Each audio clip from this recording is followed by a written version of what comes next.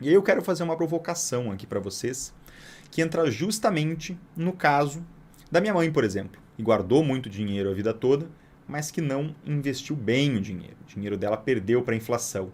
Vamos mexer com esse 6% acima da inflação e vamos reduzir ele para 3%. Vamos supor que você investe, mas não é uma coisa que você estuda muito.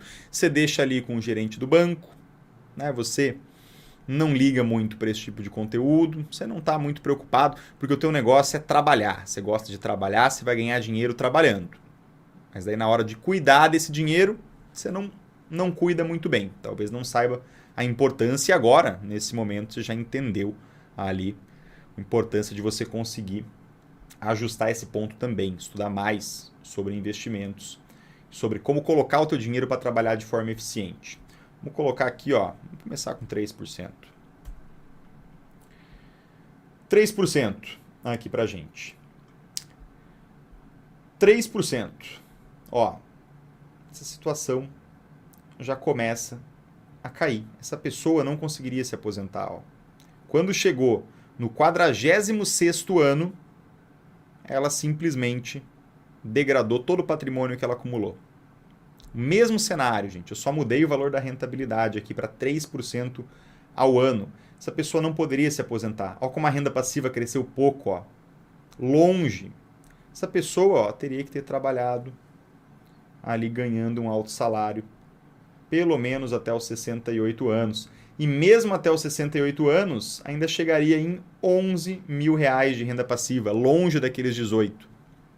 Teria que trabalhar mais do que 68 anos. Que é justamente por isso que a gente vê pessoas que guardam dinheiro, que têm as contas bem ajustadas, mas que não estudam sobre investimento, que deixam dinheiro na poupança, que simplesmente deixam largado na mão de um gerente de banco que só está preocupado em bater as metas dele, para ele crescer profissionalmente. E no final das contas a pessoa acorda com seus 50, 60 anos, no caso da minha mãe, e fala assim, caramba, agora eu preciso olhar para isso com muito mais carinho e fazer o trabalho bem feito na parte dos investimentos nos próximos 10 ou 15 anos. Mas por que não fazer esse trabalho bem feito desde agora? Começar a entender mais. E vocês que estão aqui estão justamente adquirindo esse conhecimento. Ó. Aqui a situação fica bem mais bonita. Vamos pegar, por exemplo, a poupança, que é quase que zero de rentabilidade, muito parecida com a inflação em alguns períodos. Ó. Vamos pegar 1%, para ser justo, um pouquinho acima da inflação anualmente. Ó, a situação fica pior ainda. Nada de renda passiva gerada. Esse dinheiro está sendo guardado, essa pessoa guardando chegou a um patamar de 1 milhão de reais na força bruta, só guardando, mas quando a gente olha para a curva de rentabilidade, ó, guardando a força bruta em laranja, curva da rentabilidade em azul. Nada de rentabilidade. Então é muito importante, gente, que vocês justamente consigam entender sobre a construção de um portfólio, sobre a importância de estruturar esses aspectos, né? E eu vou me estender um pouco mais aqui com vocês, porque tem mais pontos para a gente conversar, eu acho que pode ser pertinente para todo mundo aqui que está presente. A gente vai entrar agora justamente em como estruturar esse portfólio vencedor em cada etapa da vida. À medida que esse patrimônio vai construindo, a gente faz ajustes nas proporções. Começando pelo caso de uma pessoa que acabou de formar reserva de emergência. Ó. Aqui eu coloquei informação de caixa. Eu vou deixar até um pouco maior aqui para vocês, para quem está com uma tela um pouquinho menor. Ó. Informação de caixa, 30 mil reais. Essa aqui é a nossa reserva de emergência. Vou colocar um RE para ficar mais bacana para vocês. E ela começou a estruturar um portfólio. E nesse momento eu recebo muito essa pergunta, gente. Isso é um ponto bem importante e segura mais um pouquinho aí, vou acelerar o conteúdo, mas o mais legal fica para o final. Antes, inclusive, do lançamento do RDI. Eu quero mostrar alguns gráficos bem intuitivos para que vocês entendam como montar essas proporções na carteira de vocês. Nós temos aqui 15 mil reais em renda fixa. E eu sempre falo para quem quer começar com renda variável, comece aos poucos. Não vai com uma porcentagem muito alta, porque vão ter momentos que a renda variável vai cair muito, isso vai interferir no teu psicológico e nesse momento você vai parar de guardar. Você vai olhar para esse caso aqui, ó, nosso plano da vida, e vai falar assim, bom, tá complicado, ó, ganho 6 mil reais, estou vivendo com 4, vou viver com 5, vou guardar só 1.000. Aí num outro mês você gasta um pouquinho mais, chega a 6. Não façam isso. Tenham uma boa parcela em rendas fixas, que dá muito dinheiro no Brasil. O Brasil é o país da renda fixa, eu vou mostrar isso de forma gráfica para vocês. Com históricos longos ainda, mais de 10 anos, para que vocês tenham essa capacidade de assimilar. Mas é interessante, principalmente no momento atual, a gente está num momento com tendência de alta para ações, para fundos imobiliários, e tendência de baixa na nossa taxa Selic. Isso provavelmente vai baixar. Então é importante que você estude, e estude de verdade, sobre ações e sobre fundos imobiliários para começar a abrir uma participação pequena. Independente se você é uma pessoa que acabou de construir a reserva de emergência ou que está construindo a reserva de emergência, comece a estudar desde já. Eu comecei a estudar sobre investimentos de forma firme e aprofundada quando eu tinha 5 mil reais num LCI do Banco do Brasil. Era esse meu investimento. Aí eu falei, não, preciso estudar sobre esse negócio, porque senão minha vida vai ser muito mais difícil. Essa é uma das únicas coisas que eu realmente preciso estudar. Talvez seja o meu estudo mais útil nessa vida. E acabou sendo, no final das contas. Então, 3 mil reais em ações, 3 mil reais em fundos imobiliários e uma boa parcela internacional, 6 mil reais, porque é importante que você diversifique o seu patrimônio. O Brasil está com uma expectativa boa para os próximos meses, mas se tudo der errado no Brasil, você vai querer que a tua vida dê completamente errado também? O seu projeto de liberdade financeira dê completamente errado? Conversa com um argentino, se tiver um amigo argentino, para você entender sobre o que a gente está falando. Eu tenho um amigo argentino, muito querido, diga-se de passagem, hoje mora no Brasil e está acumulando patrimônio. Então, de forma gráfica aqui para vocês, ó, é assim que fica o gráfico. Olha como isso aqui é bonito. E aqui vocês podem tirar um print dessa tela ou depois assistir a gravação e tirar um print. Esse aqui é o que eu vejo como um portfólio interessante para quem tem ali na faixa dos seus 60 mil reais, 57 mil reais. E não é uma regra, isso aqui é o portfólio que o Rafa escolheu.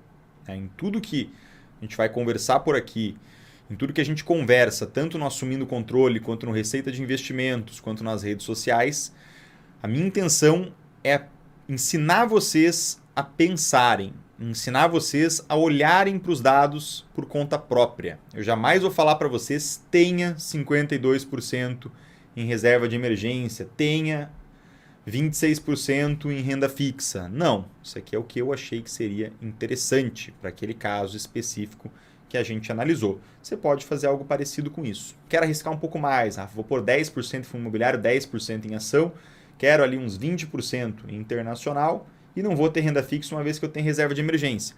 Mas quando eu tiver ali com meus 200 mil reais, aí eu peso um pouco mais nas rendas fixas. Show de bola. Por sua conta e risco, a gente já vai ver alguns gráficos que são importantes para você tomar essa decisão. Rapidamente aqui. Essa pessoa começou a guardar mais dinheiro, ó. E aqui vocês conseguem ver essa evolução. É justamente essa evolução de patrimônio. Ó. Começou com um pouquinho, né, aqui em laranja, ó, na faixa dos seus 55 mil reais, chegou aqui na faixa dos seus 200 mil reais nos primeiros 5 anos, como investidora ou como investidor. Então, reserva de emergência um pouco maior, essa pessoa está gastando um pouco mais agora. Renda fixa abre uma posição interessante, 30 mil reais. Ações e fundos imobiliários, 7 mil reais em cada um, então 7%, uma porcentagem um pouquinho maior, essa pessoa está aprendendo a investir, está aumentando um pouco mais a posição em renda variável. Parcela internacional, 15 mil reais, porque sabe que é importante a diversificação internacional, e colocou aqui também R$1.000 em criptoativos, porque acha que é uma tese interessante. Nunca coloque valores altos em criptoativos. Aqui nós estamos falando de 1% do portfólio. Essa pessoa sabe o risco que está tomando e, por isso, decidiu por uma posição confortável em criptoativos.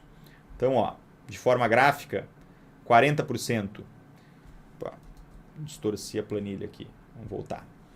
De forma gráfica, 40% em caixa, que seria reserva de emergência, 30% em renda fixa, 7 em ações, 7 em fundos imobiliários e fundos de participação, pode ser também, coloquei os FIPS, e 15% em internacional. Essa pessoa chegou em 180 mil reais, ó. E as proporções seguem mais ou menos parecidas, ó. Vamos direto para as proporções aqui, que o próximo caso já começa a ficar diferente a nossa história. O caixa, vocês podem perceber que a cada momento da vida o caixa vai ficando um pouco menor, ó. O que antes era mais de 50% já está em 27%. Por quê? Porque quando você começa como investidor, tua reserva de emergência representa uma parte gigantesca do teu patrimônio. Talvez ele seja hoje teu patrimônio, talvez você esteja construindo tua reserva de emergência. É 100% reserva. À medida que você vai acumulando patrimônio, isso vai ficando um pouco menor. E aqui não é só reserva de emergência mais. Aqui é uma reserva dos sonhos, para uma viagem. Aqui é uma reserva para o seu cartão de crédito. Você pagou as coisas no cartão, querendo deixar o dinheiro investido por mais tempo, você vai deixar esse valor separado na tua reserva também.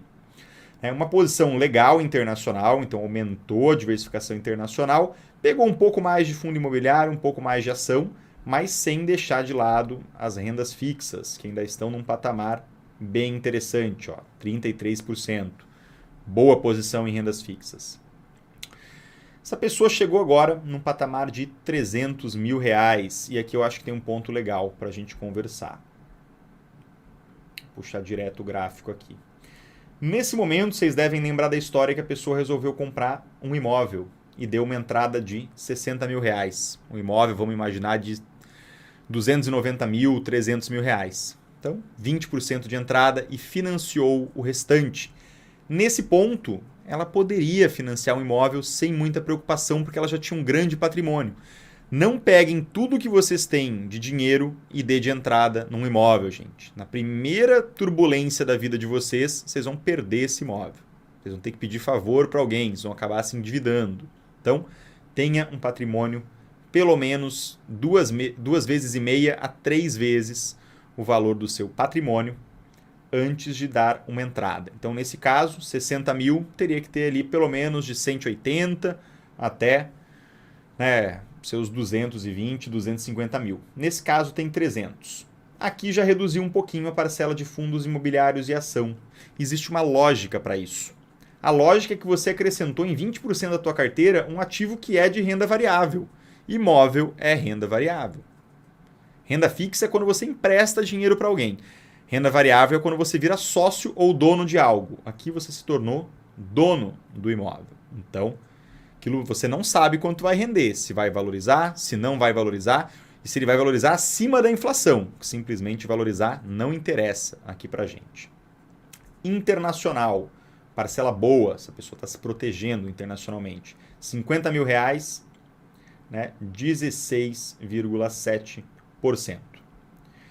Chegando no patamar de 1 milhão de reais, ó. Aqui a porcentagem de imóveis já diminui um pouquinho, ó. Por quê? Porque essa pessoa ela veio pagando as parcelas, ó, aumentou, só 180 mil é quanto ela foi pagando de parcela, mais aqueles 60 mil reais. A reserva de emergência agora é 100 mil, vocês podem ver que o caixa está só em 10%, ó, porque ela tem muito mais patrimônio, então ela pode ter uma reserva de emergência que ainda é grande, mas que representa menos proporcionalmente. Aqui nós temos a questão de rendas fixas, 40%, uma boa posição em renda fixa, carteira conservadora, sem estresse, garantia de liberdade financeira. E um pouquinho menos ainda em ações e fundos imobiliários, 6% em cada uma, justamente por conta dos imóveis. Internacional, 20%. E imaginem que internacional você está comprando renda variável também por lá. Você está comprando as 500 maiores empresas dos Estados Unidos, que é um dos ativos que eu mais gosto, o S&P 500. Vamos falar sobre ele daqui a 3 minutos. Só quero mostrar para vocês antes o final desse projeto. Lembra que eu comentei que essa pessoa chegaria em 3 milhões e 700? Ó, aqui pelo nosso plano da vida você consegue enxergar isso. Então, por aqui, na realidade, deixa eu até ver para cá. Fica um pouquinho maior, mas ele não atualizou. Imaginar aqui, ó, essa na verdade azul é rentabilidade, né? Ó, nós temos que olhar para laranja. A laranja, 3.700, quando essa pessoa se aposentou. Então aqui é a carteira da aposentadoria. Aqui é a carteira da tranquilidade. Então, vamos aqui para o nosso último exemplo. E a gente já vai entrar justamente nos investimentos, para vocês olharem as rentabilidades históricas. Aqui, carteira da aposentadoria, porcentagem grande em renda fixa. Nessa etapa, essa pessoa não está mais trabalhando. Então, você não pode se dar ao luxo de perder dinheiro. Posições conservadoras altas e posições arriscadas baixas. Em torno de 20% em ação, 5,4% em ação, 5,4% em fundos imobiliários, né? E R$200 mil investir em cada um, porque já tem um alto patrimônio. Internacional ficou em 10%. Isso poderia ser até um pouco maior se você decidisse pegar parte dessa renda fixa e colocar para cá, ou parte da renda variável e colocar para cá. E o imóvel representa ali em torno de 21,6%, R$800 mil avaliado esse imóvel. É uma pessoa que preferiu não sair comprando uma casa cada vez mais cara e imobilizando um patrimônio gigantesco. Priorizou ter tranquilidade, ter liberdade financeira, conseguir viajar o mundo, curtir seus hobbies, em vez de imobilizar tudo em uma mansão, por exemplo. E aqui o caixa ficou um pouco maior. Por que esse caixa está tão grande, Rafa, comparado com o nosso outro exemplo? Ó, que vocês podem ver caixa de 10%. E o caixa aumentou? Porque na velhice você precisa ter mais caixa na aposentadoria. Isso aqui tem R$500 mil de reserva, gente. Isso aqui é para um tratamento de saúde que você precisa fazer e o plano de saúde não vai cobrir. Isso aqui é justamente para você conseguir pagar uma cuidadora, uma situação um pouco mais complicada. Pra você conseguir, inclusive, reserva dos sonhos, viajar o mundo, curtir, aproveitar. Entende? Então, é bom que na velhice você tenha bastante caixa. Esse aqui é um dinheiro para ser gasto no final das contas. Ele gera rentabilidade também, mas ele está aqui disponível para gastos.